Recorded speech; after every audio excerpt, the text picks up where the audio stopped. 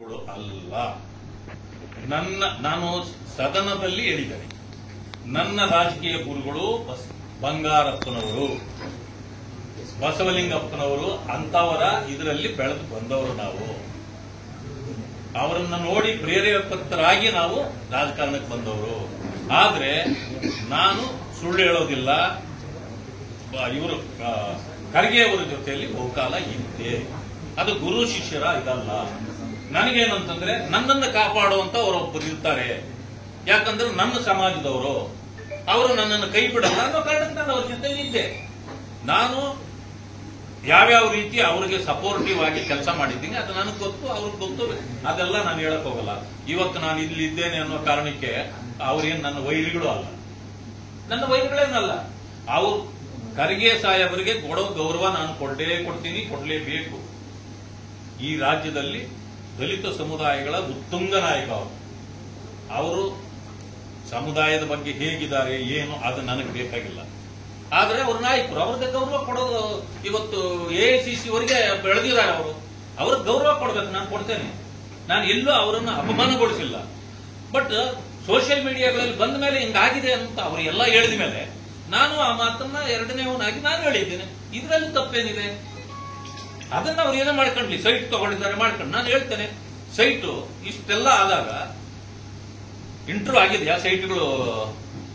ಈಗ ಇಷ್ಟೆಲ್ಲ ಹೇಳ್ಬಿಟ್ರಲ್ಲ ನ್ಯಾಯಬದ್ಧವಾಗಿ ಮಾಡಿದೀವಿ ಅಂತ. ಎಷ್ಟು ಅಪ್ಲಿಕೇಶನ್ ಬಂದಿತ್ತು? 200 ಚಿಲ್ಲರೆ ಬಂದಿತ್ತು. ಯಾರನ್ನ ಕರೆದು ಇಂಟರ್ವ್ಯೂ ಮಾಡಿ ಕೊಟ್ಟಿದ್ದೀರಿ ಹೇಳ್ರಿ ನೋಡೋಣ. ಸಚಿವರು ಅಪ್ಲಿಕೇಶನ್ ಹಾಕಿದ್ರು ಒಂದೇ ದಿನದಲ್ಲಿ 4ನೇ ತಾರೀಕು ಸಂಜೆ ಕೂತ್ಕೊಂಡ್ರೆ ಲಿಸ್ಟ್ ಆಯ್ತು. 5ನೇ ತಾರೀಕು ಒಪ್ಪಿಗೆ ಆಯ್ತು, ಇಶ್ಯೂ ಮಾಡಿದ್ದೀರಿ. ಒಂದೇ ತಿಂಗಳಲ್ಲಿ ಮುಗಿಸಿದ್ದೀರಿ. ಇಷ್ಟು ಲ್ಯಾಪ್ಸಸ್ ಇದೆ ಅನ್ನೋದನ್ನ ಹೇಳಿದ್ದೀವಿ. ನೀವು ಯಾರನ್ನ ಕರೆದು ಇಂಟರ್ವ್ಯೂ ಮಾಡಿದ್ರಿ ಹೇಳಿ ನೋಡೋಣ. ಇಷ್ಟು ಅಪ್ಲಿಕೆಂಟ್ಗಳಲ್ಲಿ ಮಾಡ್ಬೇಕಲ್ಲ, ಅದು ಏನೂ ಆಗಿಲ್ಲ. ಆದ್ರಿಂದ ನೀವು ಹಾಗಿತನ ಮಾಡೋದಾದ್ರೆ ಐ ವೆಲ್ಕಮ್ ಇಟ್. ಹಾಗಿತನ ಮಾಡಿ, ನಂದೇನೂ ಅಭ್ಯಂತರ ಇಲ್ಲ. ನನ್ನ ಹತ್ರ ಉತ್ತರ ಇದೆ.